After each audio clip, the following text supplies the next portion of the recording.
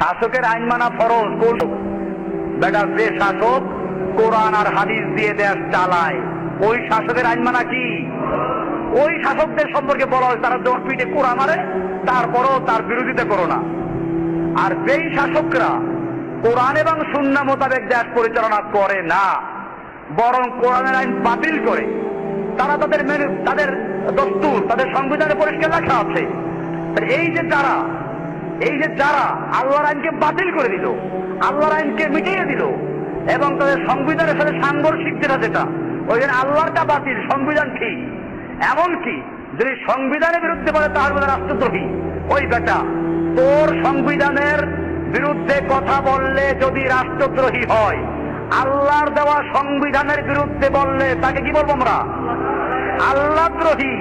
তাহলে যারা আল্লাহদ্রোহী হয়ে গেল, তুই তাদেরকে হেফাজত করার জন্য যারা আল্লাহর কথা বলে তাদেরকে বলে রাষ্ট্রদ্রোহী। এই লোকগুলো কত বড় গোমরা!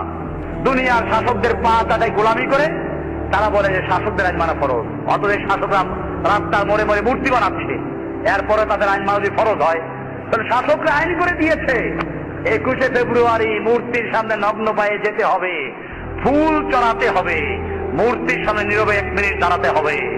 করো গিয়া ফরজ, শাসকের আইন।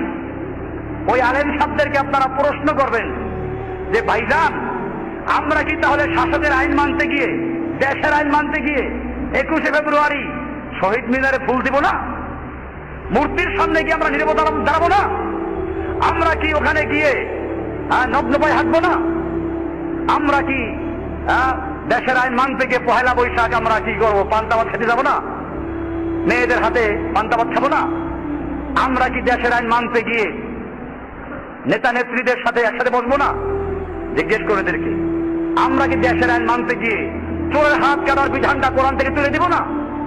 আমরা কি দেশের আইন মানতে গিয়ে সুদ আল্লাহ হারাম করেছেন এই ফতোয়া কি বাতিল করে দিব না? আমরা কি দেশের আইন মানতে গিয়ে পতিতালয়ের যদি লাইসেন্স দেওয়া হয় তাহলে সেখানে জেনা ব্যবচার হারাম হবে না, এই ফতোয়া কি দিব না? দেশের আইন মানা ফরজ, শাসকদের মান্য করতে হবে। ওই বেটা কোরআনের আয়াতে দলিল পেশ করে আতিউল্লাহ ওয়া আতিউর রাসূল ওয়া উলিল আমরি মিনকুম। ওখানে পরিষ্কার আছে তোমরা আল্লাহ আনুগত্য করো, আল্লাহর রাসূল আনুগত্য করো, এবং তোমাদের মধ্যে উলিল আমর, এখানে আত্মীয় শব্দ নাই। তার মানে কোরআন হাদিসের আনুগত্যের মাধ্যমে, যারা আল্লাহ রাসূলের আনুগত্যের মাধ্যমে তোমাদেরকে দেশ চালায়, সেই উলুল আমরের আনুগত্য করো। আর যারা নিজেরা আল্লাহ এবং আল্লাহর রাসূল আনুগত্য করে না, তারা উলুল আমর না, জেনে রাখো তারা হচ্ছে উলুল খামর। তারা কি? উলুল খামর। ওরা উলুল আমর না, ওরা মদের হেফাজতকারী। কাজে খবরদার, এই সমস্ত আলেমদের ফতোয়ায় বিভ্রান্ত হবেন না।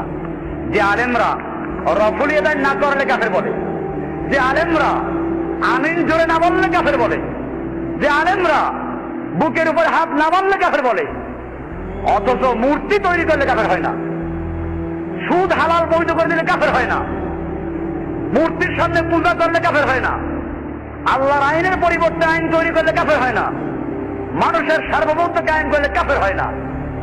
কাফের হয় আমিন জোরে না বললে।